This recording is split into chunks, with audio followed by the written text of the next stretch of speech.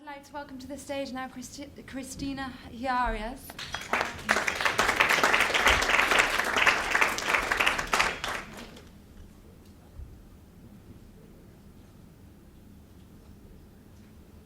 Rebecca, thank you very much for your very moving speech and for the work that you do. I'm going to be speaking about individual accountability, holding individuals accountable for international human rights violations in the context of the Advocates Abroad initiative. And I have the mission statement here for you for the Advocates Abroad initiative, and it works to ensure that individuals who want to bring human rights claims have access to lawyers who can assist them in these claims. It recognizes the importance of the role that lawyers play, the crucial role that lawyers play in promoting human rights and holding individuals accountable and in providing access to justice.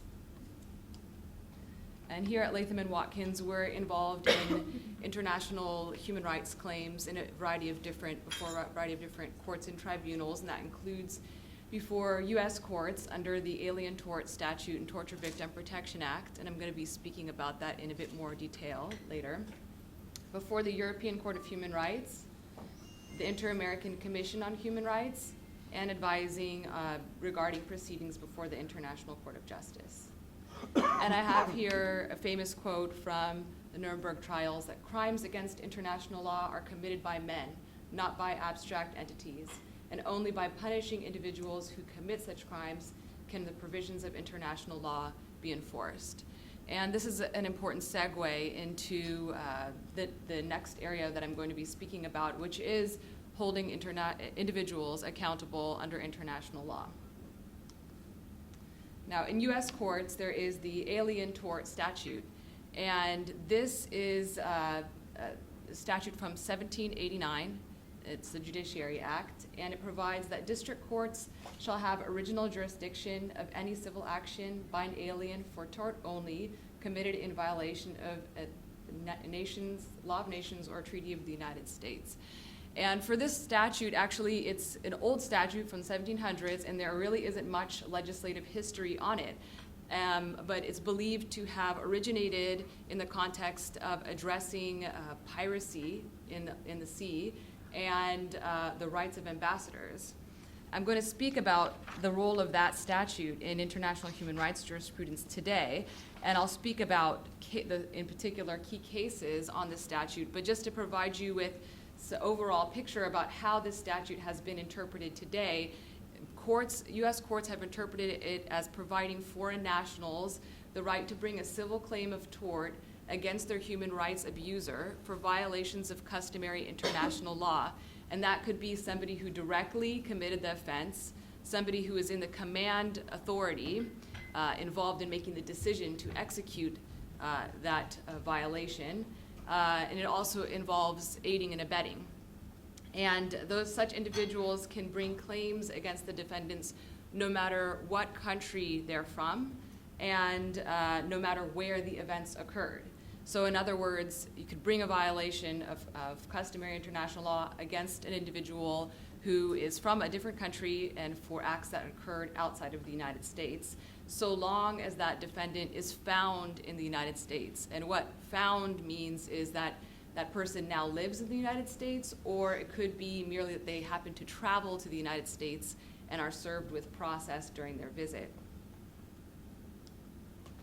Now, because the Alien Tort Statute doesn't allow U.S. citizens to bring such claims, in 1992, the legislature passed the Torture Victim Protection Act, and that's sort of the sister statute to the Alien Tort Statute. And what the Torture Victim Protection Act allows is for U.S. nationals and foreign nationals to bring a civil claim of tort for a specific set of violations of international law, and that is for torture, cruel and inhumane punishment, and extrajudicial killings.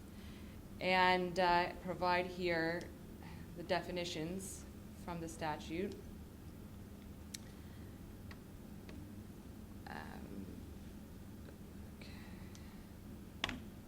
And I'm now going to discuss some of the key cases interpreting these statutes. Despite the fact that the Alien Tort Statute was adopted in 1789, it remained largely dormant until actually the 1980s, when a group of lawyers from the Center for Constitutional Rights got together and came up with an idea of how to use that statute to hold individuals who have violated human rights accountable. And in the Filartiga case, which was decided in 1980, the facts of that case involved a 17-year-old boy who was from Paraguay who had been brutally tortured by a senior police officer from Paraguay. And later, that official ended up seeking refuge in New York, in the United States. And when the family of the survivor found out that the individual was living in New York, they managed to serve him with a complaint and brought a violation under the Alien Tort Statute. And what the court held in that case was that, yes, individuals could bring claims for violations of human rights, such as torture, against an individual for acts that were committed outside of the United States. And from that seminal decision, a flurry of cases were brought under that act. And another key case was another Second Circuit decision, and that's the Second Circuit Court of Appeal that covers the area of New York and Boston and that area. And in the Karadzic case, this case involved the self-proclaimed leader of the Bosnian Serb group over the Republika Srpski, and that involves some of the work that Rebecca's been involved in. And he was responsible, he had command authority over groups that brutally tortured Bosnians and Croats and committed genocide, war crimes, and crimes against humanity. Now, Mr. Karadzic had traveled to New York to give a talk to some of his supporters. And it was during that time that he was served with process, and the claim was brought against him under this statute. Now, Mr. Karadzic's lawyers argued that this statute did not apply to him because he was not acting under foreign color of law. He was part of a not recognized portion of Bosnia. But the Second Circuit held that individuals in their private capacity, so non-state actors, could be held liable under the statute. It did not require it to be under a recognized state. And that decision has actually been used by many to try to extend liability under the statute to officers and directors of corporations involved in human rights abuses abroad and against corporations themselves. This is a hotly contested issue, and there is quite a split in the appellate courts across the country, with some holding that corporations cannot be held liable and others holding that yes, they can. So much that the Supreme Court has granted certiorari on this one case, Kiobel versus Dutch Petroleum, and they'll be hearing that case in this next session. And so we should all watch closely to see what the decision is on that. And the last case I'm going to discuss is the Sosa case. And the Sosa case was the first time that the US Supreme Court interpreted the Alien Tort Statute. That case is from 2004.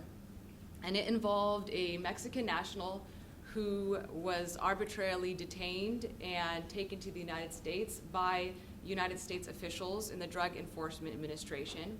He had been accused of torturing and murdering a US citizen. However, he was later acquitted of this.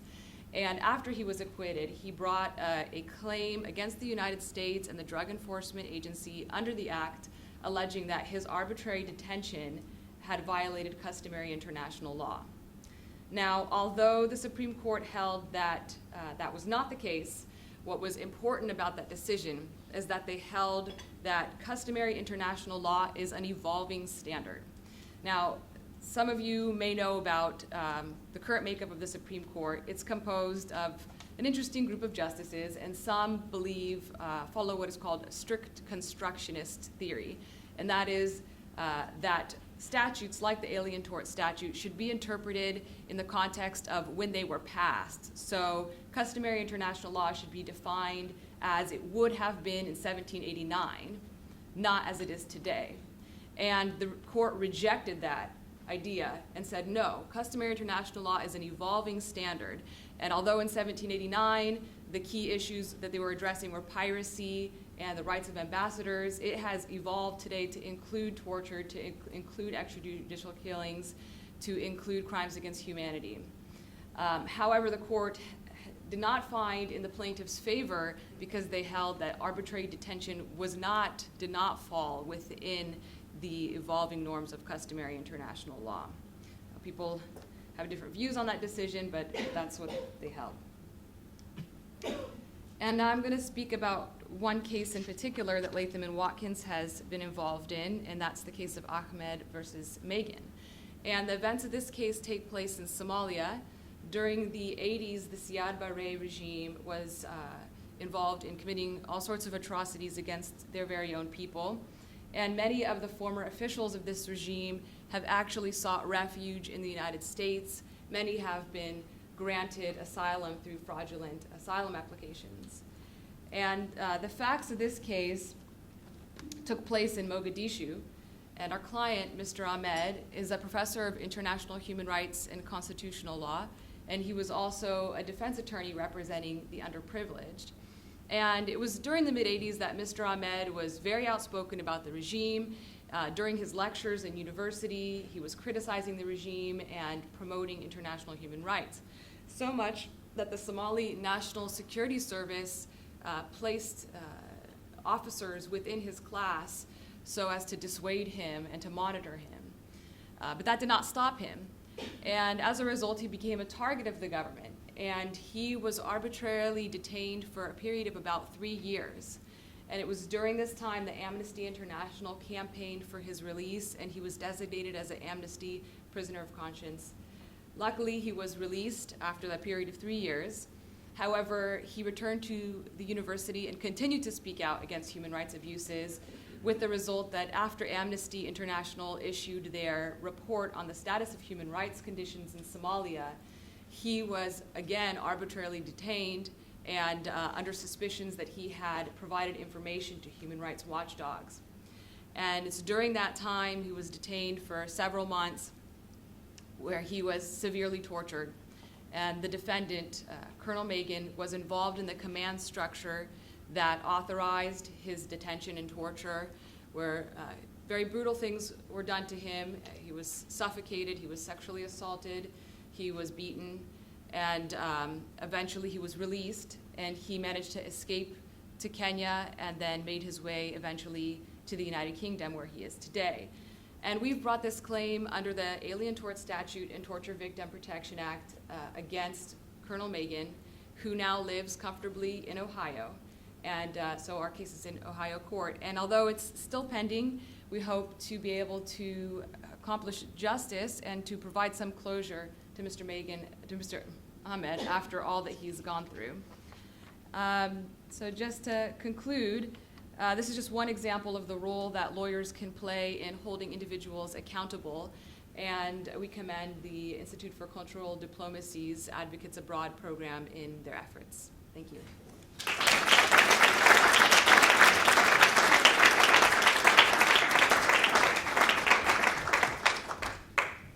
Would you be happy to take any questions if there are any? Sure, Yeah. yes. There's a question over there. Yes, you. Yeah, it's a bit of a comment then that perhaps you could kind of add to. I'm a lawyer by background myself, and it's just a reflection on the status of human rights in the West, really, in Europe and in the United States, how seriously they take them. My experience is that they've actually been not embracing but fighting being a forum that upholds them, or that, and also fighting the idea that they could be held accountable for abuses of human rights when they're involved in wars and genocide. And my specific experience is from 2006 during the war between Lebanon and Israel, when Israel basically flattened large parts of Lebanon. I went and did the information witness taking in the south of Lebanon, where there was occupation and abuses. And the idea was to bring a case in the UK, and the only case that can be brought is a warrant for arrest, basically. That would be a European warrant. And then once the arrest is made, perhaps you can prosecuting, so on, but you know that it's actually a symbolic act, that it's not going to go very far. He might not even get the warrant, or if you get the warrant, you never get prosecuted, so on. So all this kind of idea that people can be held to account, that you can't commit crimes with impunity, is actually very hard to implement. And actually, I think the UK government has actually either now I think they overturned even that window whereby you can have a warrant of arrest in cases like this. So they just don't want to be involved in the upholding of human rights. And I think that's, I don't know, I think as a group interested in human rights, perhaps, should be actively involved in pressuring governments. Yeah, I think it's very difficult, especially when the allegations are against that very government. I think that their domestic courts are much less willing to consider those acts as violations of human rights, as opposed to when the acts are committed by individuals from other states. So I think it's very difficult. But this provides one forum. It's not the the only forum or the ideal situation, but it provides one avenue for survivors. Thanks for your comments. Are there any more questions or comments? Well, I have one. There was a case that the Center for Constitutional Rights was involved with, Farouk Abdel-Muti. He actually was detained by INS, and in fact, there's a film about the case called Enemy Combatant. And actually, the Alien Torts Act was the legislation that was the law that allowed him to come out of detention. And there was a film about him called Enemy Alien. He's deceased now, but he was represented by the Center for Constitutional Rights using the very same law. That's very interesting. Yeah, they're involved in a wide range of these types of cases. They're the pioneers of it. William Kunstler founded that organization. What's that? William Kunstler, the attorney, founded it. Oh, okay. Yeah. Thanks very much. Thank you very much.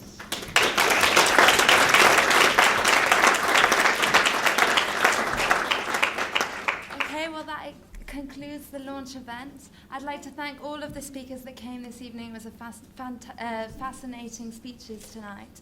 And I hope that it raised some thoughts and on these issues. Now there will be a reception hosted by Latham and Watkins. If you look to Latham and Watkins representatives to direct you in the right. Just next door. Next door? Okay, thank you for that. Thank you very much.